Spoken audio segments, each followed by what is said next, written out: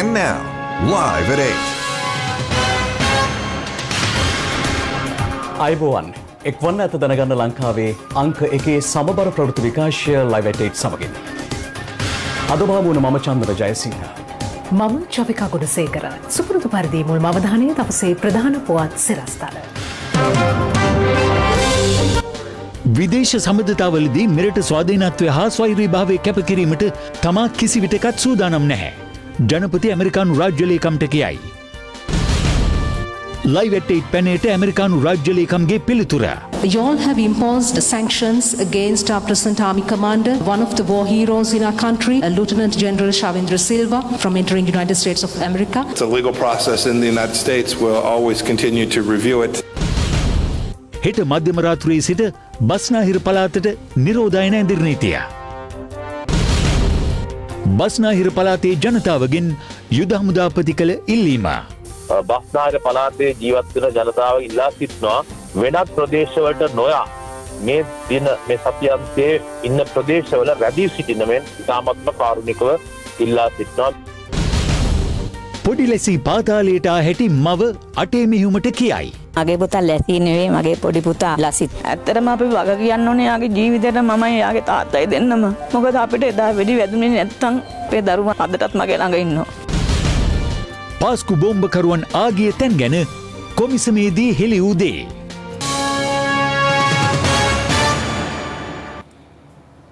අන්තර්ජාතික සබඳතාවලදී රටේ ස්වාධීනත්වය ස්වෛරීභාවය හා බහුමික අඛණ්ඩතාව කැපකිරීමට තමන් කිසි විටකත් සූදානම් නැතැයි ජනාධිපති ගෝඨාභය රාජපක්ෂ මහතා පවසනවා. ඒ මහතා මේ බව පැවසුවේ අද පෙරවරුවේ ඇමරිකානු රාජ්‍ය ලේකම් මයික් පොම්පියෝ මහතා සමග පැවති ද්විපාර්ශ්වීය සාකච්ඡාවේදී. ඇමරිකානු රාජ්‍ය ලේකම් මයික් පොම්පියෝ මහතා ඇතුළු දූත පිරිස ඊ රාත්‍රී 7:30ට පමණ ඇමරිකා එක්සත් ජනපද ගුවන් හමුදාවට අයත් බෝයිං 757 දරන ගුවන් යානයෙන් දිවයිනට පැමිණියා.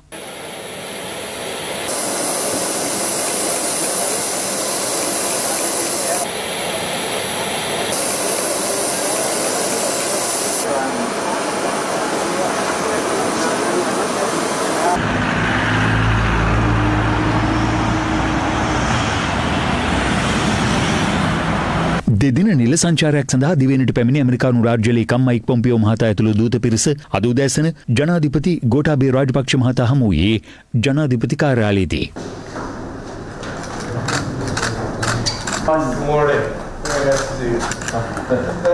මෙම හමුවේදී ගෝඨාභය රාජපක්ෂ මහතා පවසා ඇත්තේ ශ්‍රී ලංකාව සෙසු රාජ්‍යයන් සමග පවත්නා සම්බන්ධතා ඓතිහාසික සංස්කෘතික හා සංවර්ධන සහයෝගීතාව යන සාධක කිහිපයක් අනුව තීරණය වන බවයි. තම රට අනුගමනය කරන්නේ මධ්‍යස්ථ භාවයේ මත පදනම් වූ විදේශ ප්‍රතිපත්තියක් බවද ජනාධිපති ගෝඨාභය රාජපක්ෂ මහතා ඇමරිකානු රාජ්‍ය ලේකම්වරයාට පවසා තිබෙනවා. බෙදුම්වාදී යුද්ධය අවසන් කිරීමෙන් පසු රටේ යටිතල පහසුකම් සංවර්ධනයට චීනය උදව් කළ බව පෙන්වා දුන් ජනාධිපතිතුමා මෙහිදී පවසා ඇත්තේ එහි ප්‍රතිඵලයක් ලෙස ශ්‍රී ලංකාව ණය උගුලක සිර නොවූ බවයි. ශ්‍රී ලංකාව සහ ඇමරිකාව අතර දිගු කලක සිට පවත්නා ආරක්ෂක සහයෝගීතාව තවදුරටත් ශක්තිමත් කර ගැනීමට මෙහිදී දෙපාර්ශ්වයේ එකඟතාවය පළව තිබෙනවා. මද්‍රව්‍ය ජාවාරම මර්ධනය සඳහා විරලාරක්ෂක සේවා ශක්තිමත් කිරීමේ අවශ්‍යතාව ජනාධිපතිතුමා මෙහිදී අවධාරණය කළ අතර ඊට සහාය වීමට ඇමරිකාවට හැකි බවද රාජ්‍ය ලේකම් මයික් පොම්පියෝ මහතා මෙහිදී පවසා තිබෙනවා. රාජ්‍ය ලේකම්වරයා මෙහිදී පවසා ඇත්තේ ඉන්දිය සාගර කලාපයේ සාම කලාපයක් ලෙස පවතිනු දැකීම ඇමරිකාවේ අපේක්ෂාව බවයි. තම අපේක්ෂාවද එය බව ඊට ප්‍රතිචාර දක්වමින් ජනාධිපති ගෝඨාභය රාජපක්ෂ මහතා පවසා තිබෙනවා. ආර්ථික සංවර්ධන ඉලක්ක සපුරා ගැනීම සඳහා ශ්‍රී ලංකාව සමග අඛණ්ඩව සහයෝගයෙන් ක්‍රියා කිරීමට සූදානම් බවද මෙහිදී ඇමරිකානු රාජ්‍ය ලේකම් මයික් පොම්පියෝ මහතා පවසා තිබෙනවා. ජනාධිපතිතුමා සමග පැවති සාකච්ඡාවේදී ඇමරිකානු රාජ්‍ය ලේකම්වරයා පවසා ඇත්තේ විධිමත් සැලැස්මක් යටතේ මෙරට තුළ ඇමරිකානු ආයෝජන ප්‍රවර්ධනයට ඉහළ ප්‍රමුඛතාවයක් ලබා දෙන බවයි. ශ්‍රී ලංකාවේ අවශ්‍යතාව නොකඩවා ණය ගැනීම නොව විදේශ ආයෝජන ආකර්ෂණය කර ගැනීමෙන් ඉහළ ආර්ථික සංවර්ධනයක් අත්කර ගැනීමයි මෙහිදී ජනාධිපතිතුමා පවසා තිබෙනවා. එහිදී වැඩිදුරටත් අදහස් පළ කරමින් ජනාධිපතිතුමා පවසා ඇත්තේ විදේශ ආයෝජනයට බාධා කරන නිලධාරීවාදී පරිපාටි ඉවත් කිරීම සඳහා දැනටමත් කටයුතු ද ඇති බවයි. ශ්‍රී ලංකාව ඉහළ කෘෂිකාර්මික දියුණුවක් ඇති කර ගැනීමට අවශ්‍ය සාධක සහිත රටක් බවත් මෙරට කෘෂිකර්ම ක්ෂේත්‍රය නවීකරණය කළ යුතු බවත් ජනාධිපතිතුමා මෙහිදී පැවසුවා. ඒ සඳහා විද්‍යාත්මක පර්යේෂණ කළ යුතු වන අතර ඊට උදව් කරන ලෙසද ඇමරිකානු රාජ්‍ය ලේකම්වරයාගෙන් ජනාධිපතිවරයා ඉල්ලීමක් කර තිබෙනවා. අන්තර්ජාතික වේදිකාවලදී මානව හිමිකම් සම්බන්ධයෙන් සහයෝගයෙන් ක්‍රියා කිරීමටද මෙහිදී දෙපාර්ශ්වය එකඟ වී තිබෙනවා. මේ අතර ජනාධිපති ගෝඨාභය රාජපක්ෂ මහතා හමුවීමෙන් අනතුරුව අමරිකානු රාජ්‍ය ලේකම්වරයා අද උදෑසන විදේශ අමාත්‍ය දිනේෂ් ගුණවර්ධන මහතා හමු වී ද්විපාර්ශ්වික සාකච්ඡා පැවැත්වුවා. ඉන්පසු විශේෂ මාධ්‍ය හමුවකටද අමරිකානු රාජ්‍ය ලේකම් මයික් පොම්පියෝ මහතා එක් වුණා. දිවයිනට පැමිණි අමරිකානු රාජ්‍ය ලේකම් මයික් පොම්පියෝ මහතා අද උදෑසන විදේශ අමාත්‍ය දිනේෂ් ගුණවර්ධන මහතා සමග සාකච්ඡා පැවැත්වුවේ විදේශ කටයුතු අමාත්‍යාංශයේදී. අනතුරුව සිය ශ්‍රී ලංකා සංචාරය පිළිබඳව දෙස් විදෙස් මාධ්‍යවේදීන් හමුවේ අදහස් පළ කිරීමටද අමරිකානු රාජ්‍ය ලේකම්වරයා එක් වුණා. අමරිකානු රාජ්‍ය ලේකම් මයික් පොම්පියෝ මහතා අද උදෑසන ජනාධිපති ගෝඨාභය රාජපක්ෂ මහතා හමුවේ ද්විපාර්ශ්වික සාකච්ඡා පැවැත්වීමෙන් අනතුරුව මෙරට මාධ්‍යවේදීන්ටත් විදෙස් මාධ්‍යවේදීන්ටත් විශේෂ මාධ්‍ය හමුවක් අද පෙරවරුවේදී විදේශ කටයුතු අමාත්‍යාංශයේදී පවත්වනු ලැබුවා.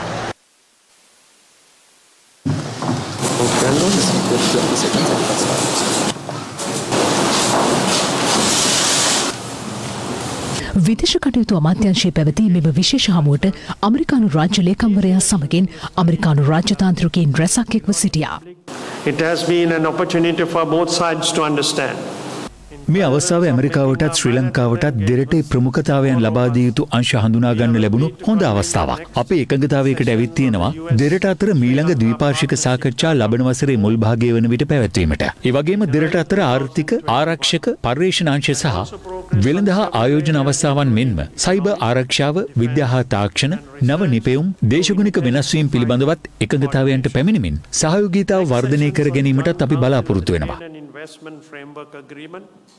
සිය සංචාරය පිළිබඳව පැමිණ සිටි පිරිස දැනුවත් කිරීමෙන් අනතුරුව අමරිකානු රාජ්‍ය ලේකම්වරයාගෙන් ප්‍රශ්න විමසීමේ අවස්ථාව පැමිණ සිටි දෙස් විදෙස් මාධ්‍යවේදීන්ට හිමි වුණා. එහිදී මෙරට මාධ්‍ය අතුරින් රාජ්‍ය ලේකම්වරයාගෙන් ප්‍රශ්න සීමට අවස්ථාව හිමි වුණේ Live at 8 වෙත පමණයි. My name is Chavika Gunasekara and I'm representing Swarnavahini Live at 8 News in Sri Lanka. My question is to you, Secretary of State, Mr. Pompeo. Why have you chosen to visit Sri Lanka at a time when the US is going in for elections? Is the purpose of your visit to move Sri Lanka towards alliance against China? I mean, is US attempting to offset Beijing's influence by signing new agreements like MCC, SOFA through the Quad group in Sri Lanka? ඉතාමත් විශේෂයි මේ සංචාරය මට. මොකද ශ්‍රී ලංකාවෙත් අමරිකාවෙත් අතර 72 වසරක රාජතාන්ත්‍රික සබඳතා ශක්තිමත් කරන අවස්ථාවක ශ්‍රී ලංකාවට පැමිණීමට ලැබීම වැදගත් අවස්ථාවක් විදිහටයි මම සලකන්නේ. අද උදෑසන ජනාධිපති ගෝඨාභය රාජපක්ෂ මහතා සමග පැවැත්වුණු සාකච්ඡා ඉතාමත් සුබවාදී බව කියන්නට ඕනේ. අමරිකාව බලාපොරොත්තු වෙන්නේ ප්‍රජාතන්ත්‍රවාදය, නිදහස, ස්වෛරී බව ආරක්ෂා වුණු සාමකාමී සෞභාග්‍යමත් ශ්‍රී ලංකාවක් සමග ශක්තිමත් සබඳතාවක් ගොඩනගා ගන්නට.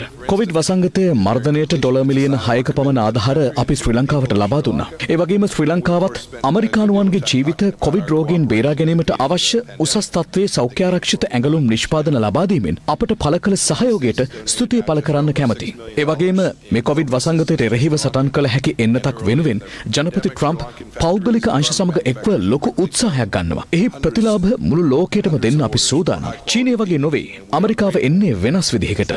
අපි සමඳතා පවත්වන්නේ මිතුරෙක් වගේම සහකරුවෙක් විදිහට. ශ්‍රී ලාංකිකයන් කියන්නේ බෞද්ධ, හින්දු, ක්‍රිස්තියානි, මුස්ලිම් සියලු ජාතීන් එකට ජීවත් වන සාමකාමී ජාතියක් වගේම මානව අයිතිවාසිකම් වලට ගරු කරන ජාතියක්.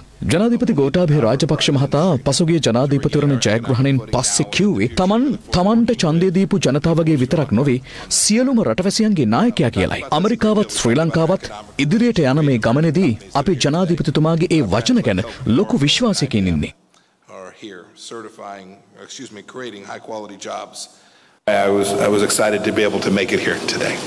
You all have imposed sanctions against our present army commander, one of the war heroes in our country, Lieutenant General Shavindra Silva, from entering United States of America based on independently unverified information. What is the current status on that? And did the government of Sri Lanka request you to reconsider imposition of travel ban on Lieutenant General Shavindra Silva in terms of the Geneva resolution? Thank you. Thank you. යුද හමුදාපතිවරයාට එරෙහිව America එක්සත් ජනපදයේ පනවා තිබෙන ඒ තහනම අමරිකානු නීතිමය ක්‍රියාවලියේ කොටසක්. ඒ සත්‍ය ලෙස සහ නිත්‍යානුකූලව නිවැරදිද යන්න සහතික කිරීම වෙනුවෙන් එම තහනම යලිත් ඇගීමට ලක් කිරීම සඳහා බලාපොරොත්තු වන බව කියන්න කැමැතියි. මේ අතර මෙම විශේෂ මාධ්‍ය හමුවේ අනතුරුව කොච්චිකඩේ ශාන්ත අන්තෝනි දේවස්ථානයට පැමිණි මයික් පොම්පියෝ මහතා සහ දූත පිරිස පසුගිය වසරේ අප්‍රේල් මාස 21 වෙනිදා සිදු වූ පාස්කු ඉරුදින ත්‍රස්ත ප්‍රහාරයේදී එම දේවස්ථානයට සිදු වූ හානිය නිරීක්ෂණය කළා. අනතුරුව සිය දෙදින ශ්‍රී ලංකා සංචාරය නිමා කරමින් ඇමරිකානු රාජ්‍ය ලේකම් මයික් පොම්පියෝ මහතා අද පසුරුවේ මාලදිව වෙන බලා පිටත්ව ගියා.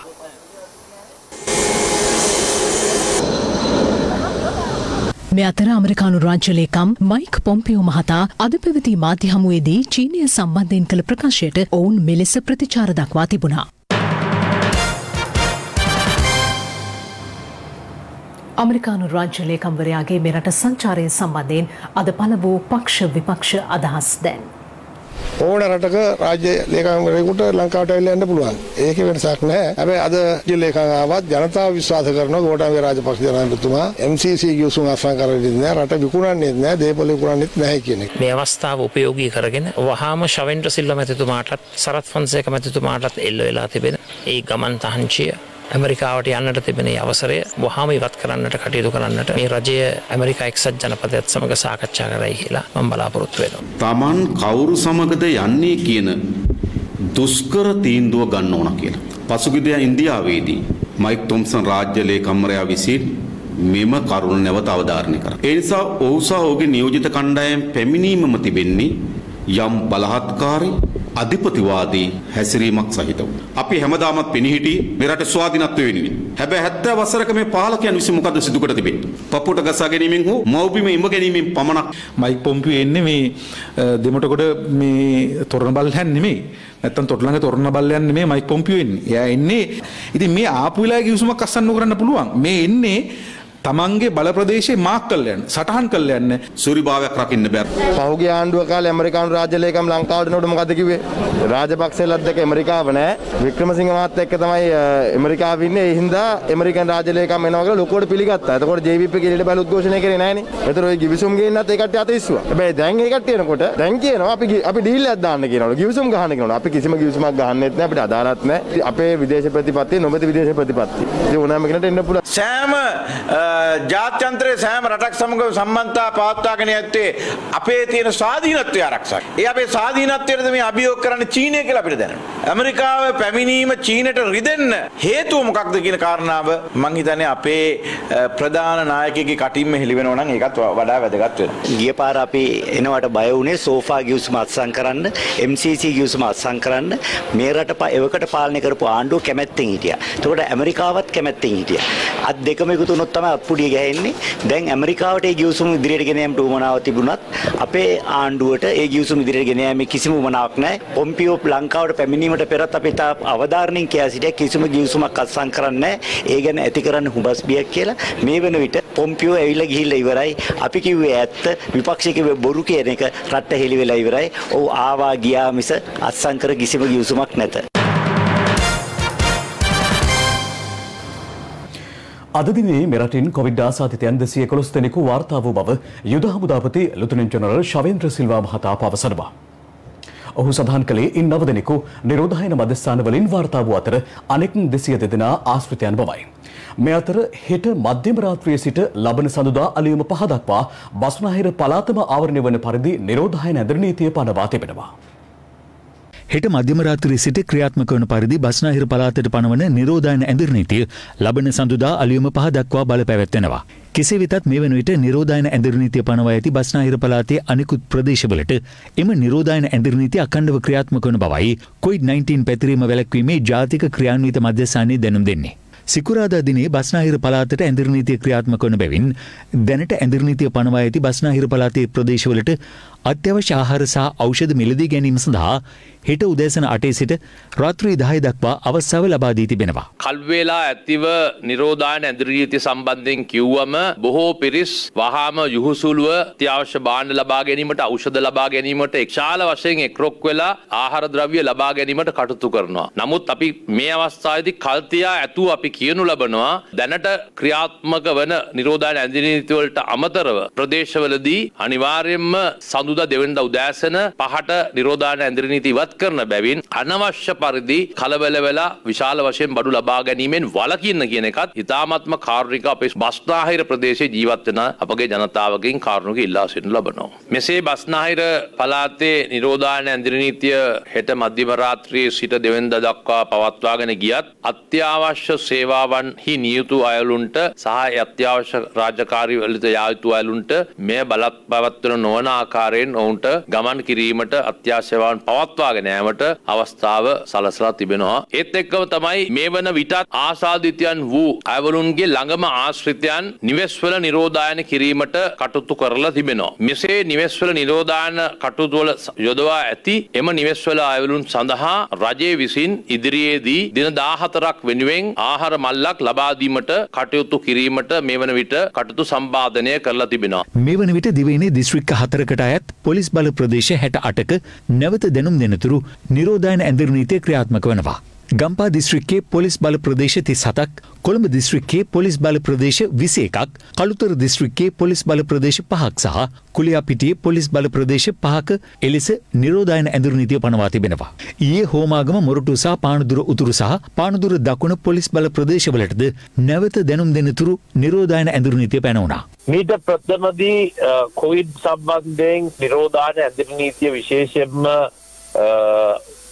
බස්නාහිර පළාතට ලැබූ අවස්ථාවලදී අපි දැකපු දෙයක් තමයි බොහෝ දුරට කොළඹෙන් පිට පළාත් වලට අපගේ ශ්‍රී ලාංකිකයන් පිටත්ව යන්න උත්සාහ කරනවා. මෙහිදී බොහෝ දුරට සිදුවෙන්න හේතු වූයේ කොයි කාලයක් නිරෝධායන ඇඳිරි නීතිය දොඩවයිද කියන සහතිකයක් නොමැති හින්දා. නමුත් මෙවර අපි පැහැදිලිව දැනුම් දීලා තිබෙනවා මෙම හෙට මධ්‍යම රාත්‍රියේ පනවන ලබන නිරෝධායන ඇඳිරි නීතිය 29 වෙනිදා මධ්‍ය සිට දෙවැනිදා සමුද උදෑ 5 දක්වා කියලා. ඒත් එක්කම මේ කොවිඩ් වල තිබෙන තත්ත්වය අනුව මෙසේ සංචරණය වෙනත් ප්‍රදේශවලට යෑමේදී එම ප්‍රදේශවලදී අමිකිසි හෝ තර්ජනයක් ඇතිවීමට හැකි බැවින් තාපත්ම කාරුණික විශේෂයෙන්ම බස්නාහිර පළාතේ ජීවත් වෙන ජනතාව ඉල්ලා සිටිනවා මේ කොළඹ නැත්නම් කළුතර නැත්නම් ගම්පහ දිස්ත්‍රික්ක වලින් වෙනත් ප්‍රදේශවලට නොයා මේ දින මේ සතියන්තයේ ඉන්න ප්‍රදේශවල රැඳී සිටින මෙන් තාමත්ම කාරුණිකව ඉල්ලා සිටිනවා. මේ උදෙක්ම සෞඛ්‍ය අතින් අනිකුත් ප්‍රදේශවල ජනතාවට යම් කිසි ආකාරයක අවදානමක් ඇතිවීමට හැකියාව අවම කිරීම සඳහා. කෙසේ වෙතත් නිරෝධායන ඇඳිරි නීතිය නොතකා ඇතැම් ප්‍රදේශවල විවෘතව තිබූ කඩසාප්පු වසා දැමීමටයි පොලිසිය පියවර ගත්තේ. මේ අතර මෙම සතියන්තයේ වෙනත් දිස්ත්‍රික්කවලට ගමන් කිරීමෙන් වළකින ලෙස යුද හමුදාපතිවරයා ජනතාවගෙන් ඉල්ලා සිටිනවා. ඇඳිරි නීතිය ක්‍රියාත්මක වන කාල සීමාව තුළ කිසිම ආකාරයකින් බස්නාහිර පළාතෙන් පිටතට යාමට ඒ වගේම බස්නාහිර පළාත තුලට පැමිණීමට කිසිවෙකුට අවකාශ ලැබෙන්නේ නැහැ. බස්නාහිර පළාතට ඇතුළු වන සෑම ස්ථානයකම විශේෂ පොලිස් මාර්ග බාධක යෙදවීමට දැනටමත් අපි කටයුතු කර තිබෙනවා. අධිවේගී මාර්ගය හරහා හෝ බස්නාහිර පළාත තුලට පැමිණීමට ඒ වගේම බස්නාහිර පළාතෙන් පිටවීමට කිසිම වාහනයකට පුද්ගලයෙකුට අවස්ථාව ලැබෙන්නේ නැහැ. කෙසේ වෙතත් සෙනසුරාදා දිනේ එනම් 31 වෙනිදා අපස උසස් පෙළ විභාගය පැවැත්වෙනවා. අපස උසස් පෙළ විභාගයේ ශිෂ්‍ය ශිෂ්‍යාවන්ට සහ එම කාර්ය මණ්ඩල වලට මේ ඇඳිරි නීති සීමාවන් බලපාන්නේ නැහැ. විශේෂයෙන්ම ඇඳිරි නීතිය ප්‍රකාශයට පත් කරාට පස්සේ විවිධ මංගල උත්සව පූර්වයෙන් සංවිධානය කරපු යම් යම් උත්සව මහ ජනතාව එක්රැස්වීම ඒවා සපුරා තහනම් වෙනවා. කොළඹ දිස්ත්‍රික්කයෙන් හඳුනා ගන්නා COVID-19 රෝගීන් හා ආශ්‍රිතයන් කළමනාකරණය කර ගැනීම සඳහා ප්‍රධාන මෙහෙයුම් මධ්‍යස්ථානයක් අද සිට ආරම්භ කෙරුණා. කොළඹ දිස්ත්‍රික් ලේකම් කාර්යාලයේ ආරම්භ වූ මෙම මෙහෙයුම් මධ්‍යස්ථානය ත්‍රිවිධ හමුදාව පොලිසියද ඒකාබද්ධව ක්‍රියාත්මක වනවා. COVID-19ට අදාළ ඉතාමත්ම ක්ෂණිකව යම්කිසි සිද්ධියක් වාර්තා වුණාම කොළඹ දිස්ත්‍රික්කයේ ඒ සඳහා අවශ්‍ය ක්‍රියාමාර්ග ගැනීම සඳහා තමයි කොළඹ දිස්ත්‍රික් COVID-19 මෙහෙයුම් මධ්‍යස්ථානය අපි ආරම්භ කරලා තියෙන්නේ. කළුබෝවිල ශික්ෂණ රෝහලේ වෛද්‍යවරයෙකුද COVID-19 ආසාදිතයෙකු බවට හඳුනාගෙන තිබෙනවා. රෝහල් පාලනාධිකාරිය පැවසුවේ අදාළ වෛද්‍යවරයාගේ පියා මීට පෙර COVID-19 ආසාදිතයෙක් ලෙස හඳුනාගෙන තිබූ බවයි. මේ වන විට රෝගයේ ව්‍යාප්ත වීම වැළැක්වීම සඳහා අවශ්‍ය පියවරගෙන ඇති බවයි රෝහල් පාලනාධිකාරිය සඳහන් කළේ. කෑගල්ල ප්‍රදේශයෙන් COVID-19 ආසාදිතයන් 8 දෙනෙකු වාර්තා වී තිබෙනවා. ඒ අලපලාවත්ත, කරඬුපන, උඳුගොඩ, අඩන්පිටිය හා හිට්ටිමුල්ල යන ප්‍රදේශවලින්. ඔවුන් ඊයේ රාත්‍රියේම රෝහල් වෙත යොමු කිරීමටයි සෞඛ්‍ය බලධාරීන් පියවර ගත්තේ. ඔක්තෝබර් 28 වන දිනය වන විට කෑගල්ල දිස්ත්‍රික්කයේ කොවිඩ් ආසාදිත රෝගීන් සංඛ්‍යාව 47 දක්වා ඉහළ ගොස් තිබෙනවා. ඊයේ රාත්‍රියේ අපිට ලැබුණු ප්‍රතිඵල වලට අනුකූලව ගම්මාන 5කින් කොවිඩ් රෝගීන් 8 දෙනෙක් හමු වුණා. ඒ අනුව ඒ ආශ්‍රිතයන් මේ වෙලාවේ සොයමින් පසු වෙනවා. මේ වන විට 2058ක් පමණ නිවෙස් නිරෝධායනයට ලක් කරලා තිබෙනවා. මේ වන තුරුත් අපි කිසිම සංචාරන සීමාවක් පැනවීමට අදහස් කරලා නැහැ. කළුතර සහ බේරුවලින් තවත් COVID-19 ආසාදිතයන් 4 දෙනෙකු හඳුනාගෙන ඇති අතර ඔවුන් රඹුකන කොවිඩ් ප්‍රතිකාර රෝහලට යොමු කිරීමටයි සෞඛ්‍ය බලධාරීන් පියවර ගත්තේ. මෙම පුද්ගලයන් පෑලියගොඩ මත්ස්‍ය වෙළඳ සංකීර්ණයේ සිට කළුතර ප්‍රදේශයට මාළු ප්‍රවාහනය කළ ලොර් රථ සහායකින් බවයි සෞඛ්‍ය අංශ පැවසුවේ. වැලිමඩ සාප්පු කඩේ ප්‍රදේශයේ මාළු ව්‍යාපාරිකයෙකුට COVID-19 ආසාදිත වී ඇති අතර ඔහු රෝහල්ගත කිරීමටයි සෞඛ්‍ය අංශ අද පියවර ගත්තේ. බණ්ඩාරවිල හා අවට ප්‍රදේශවලින් ඊයේ හඳුනාගත් COVID-19 රෝගීන් 5 දෙනාද කහගොල්ල යුද හමුදා ප්‍රතිකාර මධ්‍යස්ථානයට යොමු කෙරුණා. බණ්ඩාරවිල රෝහලේ උණ රෝගී තත්ත්වයක් හේතුවෙන් නේවාසික ප්‍රතිකාර ලබමින් සිටි කාන්තාවක් ඊයේ රාත්‍රියේ රෝහලෙන් පලා ගොස් තිබුණා. රෝහල් බලධාරීන් කළ සොයා බැලීමකින් අනතුරු අදාළ කාන්තාව බණ්ඩාරවිල නගරයේදී යලි සෞඛ්‍ය අංශ භාරයටගෙන රෝහල්ගත කර තිබෙනවා. මේ අතර රක්පාන රෝහලේ නේවාසිකව ප්‍රතිකාර ලබමින් සිටි යුවලක්ද ඊයේ රාත්‍රියේ පලා ගොස් තිබුණා. අදාළ යුවල කහවත්ත මූලික රෝහලට ඊයේ ඇතුළත් වී ඇති අතර COVID-19 ආසාදිත බවට සැක කිරීම හේතුවෙන් ඔවුන් රක්පාන රෝහලේ COVID-19 ඒකකයට යොමු කර තිබෙනවා. එම අවස්ථාවේදී අදාළ යුවල පලා ගොස් ඇත්තේ. රත්නපුර ගිලිමලේ ප්‍රදේශයේ පෞද්ගලික උපකාරක පන්තියක් පවත්වාගෙන ගිය ගුරුවරයෙකුට එරෙහිව නිරෝධායන නීතිය යටතේ කටයුතු කරන බව පොලිසිය පවසනවා. පෞද්ගලික උපකාරක පන්ති පැවැත්වීම අත්හිටුවීමෙන් පසුව මෙම ගුරුවරයා නිරෝධායන නීති උල්ලංඝනය කරමින් උපකාරක පන්තිය පවත්වාගෙන ගොස් ඇත්තේ රෝහල් සුළු සේවිකාවකගේ නිවසකයි. මීට පෙර ගිරිමලේ ප්‍රදේශයේ එකම පවුලේ 7 දෙනෙකු COVID-19 ආසාදිතයන් බවට පත් වූ අතර එහි එක් සමාජිකයෙක් මෙම පන්තියට සහභාගී වී ඇති බවයි සෞඛ්‍ය අංශ පැවසුවේ. මේ අතර ශ්‍රී ලංකා වෛද්‍ය සංගමේ අන්තර් වෛද්‍ය ආයතන කමිටුව අද මාධ්‍ය හමුවක් පවත්වමින් පැවසුවේ නිරෝධායන ඇඳිරි නීතියට අනුගත වෙමින් ඉදිරි දින කිහිපයේ තම නිවෙස්වලම රැඳී සිටමින් අදාළ අංශයන් රෝගය වැළැක්වීමට ගන්නා වූ ක්‍රියාවන්ට සහයෝගය ලබා දෙන ලෙසයි. හුඟක් ප්‍රදේශවල මේ මාළු කන්න බය වෙලා තියෙනවානේ. මාළුවාගේ ඇතුලේ එහෙම වෛරසය තියෙන්න හේතුවක් නැහැ. නමුත් පිට ගෑවිලා තියෙන්න පුළුවන්. රෝගේ තියෙන පුද්ගලයෙක් මේ අයිස් පරිහරණය කරලා ඒ අයිස් වල හෝ මාළුවාගේ ගෑවිලා හරි එහෙම තියෙන්න පුළුවන්. මොකද මාළු වෙලෙන්දන් කීව තැනක අසු වෙච්ච නිසා තමන්ගේ ගෙදර ශීතකරණේ මාළු තියෙනවා නම් මං හිතන්නේ හොඳම දේ තමයි ඒ මාළු පිරිසිදු කරනකොට මාස්ක් එකක් දාලා ශීතකරණයෙන් එළියට ගන්න ඕනි. ඊට පස්සේ යම්කිසි භාජනයකට ඒ මාළු එක දාලා අතපොවන්න බැරි තරමේ උණුසුම් තියෙන වතුර භාජනයට වක් කරලා ඒ මාළු වලට වක් කරලා නටන වතුරේ වක් කරපුවාම ඒ උෂ්ණත්වය විනාඩි 10ක් 15ක් මේක තිබ්බනම් ඒ වෛරස් විනාශ වෙලා යන්න පුළුවන්. එහෙම තියෙනවා නම් ඒ වගේම ශීතකරණේ වෙනත් ආහාර තියන්න යන්න එපා. අධිශීත කරන කොටසේ මොකද එහෙම කන්ටමිනේෂන් එකක් තියෙනවා නම් Safeguard hand sanitizer නවතම නිෂ්පාදන පෙළ නිරෝගීමත් දිවියකට. This is Live at 8. තවත් දේශීය පොතක්. සංවිධානාත්මක අපරාධකාලී සමාජිකයෙකු බව කියන පොඩිලෙසී නැමැත්තාගෙන් අපරාධ පරීක්ෂණ දෙපාර්තමේන්තුව මේ වන විට ප්‍රශ්න කරමින් සිටිනවා.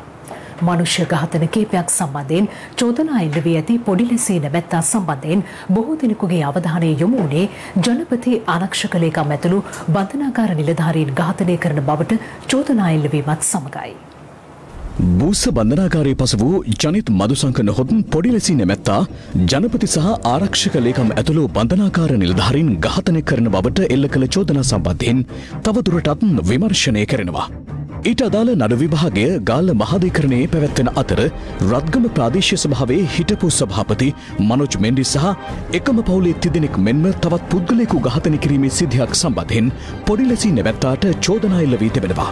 ඊට අමතරව මද්‍රව්‍ය ජාවාරමේ නිරත වීම සහ කප්පම් ලබා ගැනීම ජනිත් මදුසංක නොහොත් පොඩිලෙසී නැමැත්තාට එල්ල වී ඇති තවත් චෝදනා කිහිපයක්. එලෙස අපරාධ රැසක් සම්බන්ධ චෝදනා එල්ල වී ඇති පොඩිලෙසී නැමැත්තා පිළිබඳව අටේ මෙහෙයුමින් අප සොයා බැලුවා. ජනිත් මදුසංක හෙවත් පොඩිලෙසී. ඇයි මේ පුතාට පොඩිලෙසී කියලා අන්වර්ථන නාමයක් තියෙන්නේ? මගේ මහත්තයා ඉන්න කාලේ මහත්තයා ගත්ත ත්‍රිවිල් එකක් 18 ත්‍රිවිල් එකක් ගත්තා. ඒ වෙලාවේ මගේ මහත්තයා ත්‍රිවිල් එකේ සටහන් කරා පොඩි ලසිත් ලොකු ලසිත් කියලා. මගේ ලොකු පුතාගේ නම ලසිත්. ඊට පස්සේ දිගින් දිගටම මගේ පොඩි පුතාට යහළුවන් ආමන්ත්‍රණය කරා පොඩි ලසිත් කියලා. ඒ පොඩි ලසිත් කියන නාමය තමයි ලැසී කියලා දාන්නේ. මගේ පුතා ලැසී නෙවෙයි මගේ පොඩි පුතා පොඩි ලසිත්. මට පොඩ්ඩක් පවුල විස්තර කියන්න. මමයි මගේ මහත්තයයි මගේ පුතාලා දෙන්නයි තමයි මගේ පවුල. හොඳින් ජීවත් වුණා. දහම් පාසල් ගියා. එහෙම අපේ පවුල අපි හොඳින් ඉන්න කාල අතරතුරේදී 2008 11 වෙනි මාසේ 9 වෙනිදා මමයි මගේ මහත්තයයි බයිසිකල් එකෙන් ගියා හික්කඩුවට ගිහින් එන්න. ඒ ගිහින් එන අතරතුරේදී පෙරෑලියේ ස්මාරකයේ හරියදී මහත්තයා මායි යන බයිසිකල් එක ළඟට කිට්ටු කරලා කාර් එකක් අපිට වෙඩි තිබ්බා. මම පාරේ එහාට මෙහාට විනාඩි 10ක් විතර කෑ ගහ දිව්වා එන්න අපිව අරන් යන්න කිය. නමුත් ඒ වෙලාවේ කිසිම කෙනෙක් අපිව අරන් යන්න එතනට ආවේ නැහැ. මගේ පොඩි පුතා එතනට ආවා. මාවයි මගේ මහත්තයයි දෙන්නම ඒ වාහනේට දාගත්තා. නෑ යා තාත්තගේ මුණ අත ගා යනවා. මට වතුර පොවනවා තාත්තගේ මුණ අත ගන්නවා මට වතුර පොවනවා. දවස් දෙකකට විතර පසුව මට දැනගන්න ලැබුණා මගේ මහත්තයන් මිය ගිහිල්ලයි කියලා. ඔපරේෂන් දෙකක් කරා මට. අදට සාධාරණයක් නෑ. පොඩි ලෙසීගේ අම්මයි තාත්තයි සමහර විට වරදක් කළා වෙන්නේ නැති නේද? තවත් කෙනෙක් වෙඩි තියන්නේ නැත්නම් අපිට හිතාගන්න බෑ අපිට ඇයි එහෙම කරේ කියලා. ඉස්සෙල්ලම පුතා හොයාගෙන පොලිසියෙන් ආවේ කවද්ද? ටික දවසක් ගියාට පස්සේ මම පොලිසියෙන් ඇවිල්ලා පුතා හිව්වා මං කොහොමද දන්නේ මම මේ මාසෙනිපෙන් ඉන්නේ කියලා. මං හෙව්වා ඒද කියලා. මිනිමරුම සම්බන්ධ වෙයි කිව්වා. ටික දවසකට පස්සේ ආරංචි වුණා මේ කවුද කියලා. ඊට පස්සේ මේ කිව්වා මගේ මහත්තයා නැති වුණ එකට කිරිබත් ව්‍යාගෙන කාපු එක්කෙනෙක් කියලා මැරිලා තියන්නේ කියලා. පුතා අපතියලා ගෙදර ආවට පස්සේ පුතා කසාද බැන්දා. අවුරුද්දක විතර කාලයක් මගේ ළඟ ජීවත් වෙනකොට තමයි පුතාට ආයිමත් මනෝජ් මැන්ඩිස්ගේ ඒ ඝාතනය සම්බන්ධව පුතා තරංගකට ගන්න ගෙදරට ආවේ. ඊට පස්සේ පුතා අවුරුදු 2කමාරක් විතර බන්ධනාගාරේ හිටියා. ඉඳලා ඊට පස්සේ පුතා ගෙදර ආවට පස්සේ මගේ පුතා තව මිනිමරුමකට සොයනවා කියලා ආවා. පුතා අරගෙන ගියා.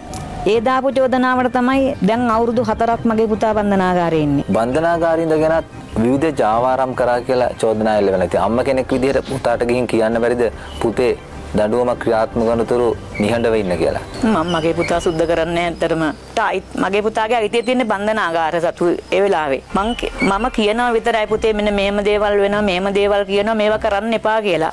නමුත් බන්ධනාගාරේනේ මගේ පුතා ඉන්නේ මගේ ළඟ නෙවෙයිනේ. කොහොමුණත් මේ විදිහට චෝදනා දරුවෙකුට එල්ල වෙනකොට අම්මට වග කියන්න ඕන කියලා හිතෙන්නේ නැද්ද? මම මේවට වග කියන්න ඕන කියලා. දරුවෝ යහමකට ගත්තේ නැහැ කියලා.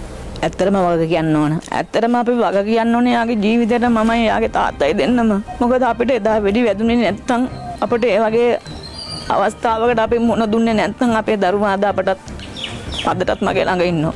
මොකද යාගේ ජීවිතේට ඇත්තටම අපි වග කියන්න ඕන. අපි නිසා යාට මේ දේ උනේ. මගේ මහත්තයට නීතිය ක්‍රියාත්මක වුණා නම් මගේ පුතා මේ විදිහට එන්නෙත් නෑ අද. LTD දරුවන්ට පුනරුත්ථාපනය දුන්න වගේම මගේ පුතා මට දෙන්න. මගේ පුතා වරදක් කරලා තියෙනවා නම් නීතියට ඉදිරිපත් කරලා නීතියෙන් දඬුවම් ලබාලා දෙන්න මම ඒ ඉස්සනම කරු කරලා. අටේ මෙයුම ඔබ නැවතත් ලයිව් එට් සමගින් පාස්කු ඉරුදින ප්‍රහාර මාලාව එල්ල කළ සහරාන් හෂීම් ඇතුළු බෝම්බකරුවන් පානතුරේ නිවස කුලියට ගෙන ඇත්තේ සපත්තු අලෙවි කරන්නෙකු ලෙස බව පාස්කු ප්‍රහාරය පිළිබඳ විමර්ශනය කරන ජනාධිපති කොමිසම හමුවේ ඊයේ අනාවරණ වුණා. මේ අතර පාස්කු ප්‍රහාරය දියත් කළ බෝම්බකරුවන් අවසන් වරට රැඳී සිටි පානතුරේ ආරක්ෂිත නිවාසය සම්බන්ධයෙන් තොරතුරු රැසක් මෙන්ම බෝම්බකරුවන් ආගිය තැන් පිළිබඳවද ඊයේ කොමිසමේදී හෙළි වුණා. පාස්කු ප්‍රහාරය සම්බන්ධයෙන් විමර්ශනය කරන ජනාධිපති පරීක්ෂණ කොමිෂන් සභාව හමුවේ ඊයේ සාක්ෂි ලබා දුන්නේ සහරාන් ඇතුළු ස්වයං ඝාතක බෝම්බකරුවන් ප්‍රහාරයට පෙර ආරක්ෂක නිවසක් ලෙස භාවිත කළ පානදුර සරෙක්කමුල ප්‍රදේශයේ පිහිටි නිවසේ හිමිකරුයි. ASM ඉල්හාම් වන නිවසේ හිමිකරුගෙන් පානදුර පරත්තපාරේ පිහිටි එම නිවස බදු පදනම මත සහරාන් ඇතුළු පිරිසකට ලබා දීම සම්බන්ධයෙන් කොමිසම ප්‍රශ්න කළා. එහිදී ඔහු සඳහන් කළේ නිවස කුලියට ගැනීමට ඉදිරිපත් වූ පුද්ගලයා තමන් පාවාහන් වෙළඳාමේ නිරත වන බවත් තමන් සහ මිතුරෙකුද දරුවන් තෙදෙනෙකු සහ බිරින්දෑවරුන් මෙම නිවසේ පදිංචි වීමට බලාපොරොත්තු වන බව සඳහන් කළ බවයි. පාස්කු ඉරිදා කොළඹ කිංස්බරි හෝටලයට ප්‍රහාරය එල්ල කළ මොහොමඩ් මුබාරක් නැමැත්තා එම නිවස බදු පදනම මත ලබාගෙන ඇති බවද එහිදී හෙළිවුණා. ප්‍රහාරය එල්ලවීමෙන් අනතුරුව විශේෂ කාර්ය බලකාය තමන් විසින් බදු පදනම මත ලබා දී තිබූ නිවසේහි විශේෂ පරීක්ෂාවක් සිදු කරන බව දැනගත් පසු තමන්ද එම ස්ථානයට පැමිණි බව ඔහු ප්‍රකාශ කළා. නිවසේ හිමිකරු පැවසුවේ ප්‍රහාරය එල්ල වූ දින පස්වරු 4ට පමණ ප්‍රදේශයේ මුස්ලිම් තරුණෙක් ඉල්හාම් උඹේගේ හමුදාවෙන් වට කරලා දුවපන් යනුවෙන් ප්‍රකාශ කළ බවයි. එහිදී ඔහු සඳහන් කළේ නිවස කුලියට ගැනීමට ඉදිරිපත් වූ පුද්ගලයා තමන් පාවාහන් වෙළඳාමේ නිරත වන බවත් තමන් සහ මිතුරෙකුද දරුවන් දෙදෙනෙකු සහ බිරින්දෑවරුන් මෙම නිවසේ පදිංචි වීමට බලාපොරොත්තු වන බව සඳහන් කළ බවයි. පාස්කු ඉරිදා කොළඹ කිංස්බරි හෝටලයට ප්‍රහාරය එල්ල කළ මොහොමඩ් මුබාරක් නැමැත්තා එම නිවස බදු පදනම මත ලබාගෙන ඇති බවද එහිදී හෙළිවුණා. ප්‍රහාරය එල්ලවීමෙන් අනතුරුව විශේෂ කාර්ය බලකාය තමන් විසින් බදු පදනම මත ලබා දී තිබූ නිවසෙහි විශේෂ පරීක්ෂාවක් සිදු කරන බව දැනගත් පසු තමන්ද එම ස්ථානයට පැමිණි බව ඔහු ප්‍රකාශ කළා. ඒ වන විටත් එම නිවස ලබා දී තිබුණේ පාස්කු ප්‍රහාරය එල්ල කළ බෝම්බකරුවන්ට බව තමන් දැන නොසිටි බව සාක්ෂිකරු වැඩිදුරටත් පැවසුවා. අනතුරුව සාක්ෂි ලබා දීමට කැඳවා තිබුණේ පානදුරේ පිහිටි මෙම නිවස සම්බන්ධයෙන් වැඩිදුර විමර්ශන මෙහෙවූ අපරාධ පරීක්ෂණ දෙපාර්තමේන්තුවේ කාන්තා ප්‍රධාන පොලිස් පරීක්ෂකවරියක් වන නාලනී කුමාරි දිසානායක මහත්මියයි. සහර අනතුරු පිරිස ප්‍රහාරයට පෙර රැඳී සිටි පානදුර සරික මුල්ලපාරේ පිහිටි නිවස පිළිබඳව සිදු කළ වැඩිදුර පරීක්ෂණ සම්බන්ධයෙන් ඇය සාක්ෂි ලබා දෙමින් කොමිසම දැනුවත් කළා. ඇය සඳහන් කළේ කොළඹ කිංස්බරි හෝටලයට ප්‍රහාරය එල්ල කළ මොහොමඩ් අසා මුබාරක් සහ සිනමන් ග්‍රෑන්ඩ් හෝටලයට ප්‍රහාරය එල්ල කළ ඉන්සාෆ් අහමඩ් පානදුර එම නිවසින් පිටවැත්තේ 2019 අප්‍රේල් 20 වෙනි දින රාත්‍රී 8:12ට පමණ බවයි. එදිනම රාත්‍රී 7:13ට පමණ සහරාන් හෂිම් සහ මොහොමඩ් ඉබ්‍රාහිම් ඉල්හාම් යන බෝම්බකරුවන්ද පානදුර නිවසින් පිටත්ව කොළඹ ශංග්‍රීලා හෝටලයට පැමිණ ඇති බව විමර්ශන වලින් හෙළිව ඇති බව සාක්ෂිකාරිය පැවසුවා. බෝම්බකරුවන් රැඳී සිටි පානදුර නිවස පරීක්ෂාවේදී වාහන අංක තහඩු කිහිපයක්, නිවි ඇඳුම් මිලදීගත් බෙල්පතක්, සිම් කාඩ් පත් කවරයක්, බයිසිකල් බෝල අඩංගුව තිබූ බැටරි සහ බැටරි පෙට්ටි මෙන්ම පරිපත සටහන් කිහිපයක් සහ සුපිරි වෙළඳසැලක බිල්පතක්ද හමු වූ බවයි. එම බිල්පත් අනුව සිදු කළ වැඩිදුර විමර්ශනවලදී කිංස්බරි ප්‍රහාරය සිදු කළ ප්‍රහාරකයා වූ මුබාරක් සහ කටුවපිටිය දේවස්ථානයේ ප්‍රහාරකයා වූ හස්තුන් නැමැතා පානදුර පරණපාරේ පිහිටි සුපිරි වෙළඳසැලකට 2019 අප්‍රේල් මාස 10 වෙනිදා පැමිණ භාණ්ඩ කිහිපයක් මිලදීගෙන ඇති බව හෙළිව තිබෙනවා.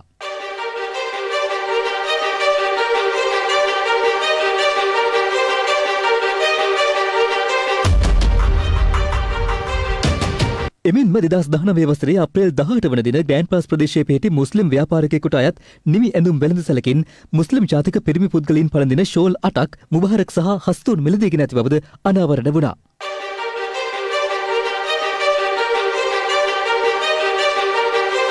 එලෙස මිලදීගත් ෂෝල් සහරාන් ඇතුළු ප්‍රහාරකයින් ප්‍රහාරයට පෙර දින රූගත කර තිබූ වීඩියෝ පටයෙහි පැළඳ සිටින ආකාරය ජනාධිපති කොමිසම මෙහිදී නිරීක්ෂණය කළා.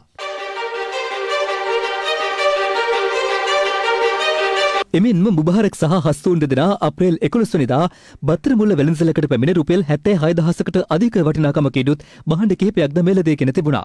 බෝම්බ රැගෙන යාමට උපයෝගී කර ගන්නා කරේ එල්ලාගෙන යන ගමන් මළු 10ක් හිස්වැසුම්, කලිසම් සහ කමිස මෙලදීගෙන ඇති බවයි අනාවරණ වී තිබෙන්නේ. මේ අතර පවතින COVID-19 වසංගතයේ හේතුවෙන් අද සිට පාස්කු ප්‍රහාරය සම්බන්ධයෙන් විමර්ශනය කෙරෙන ජනාධිපති කොමිසමේ කටයුතු ලබන 31 වෙනි දින දක්වා తాවකාලිකව අත්හිටුවීමටද කොමිසම තීරණය කර තිබෙනවා. ඒ සමගින් දැනට අප සමුගන්නවා. යලි හමුවීම රාත්‍රී 10ට. සුබ රාත්‍රියක්.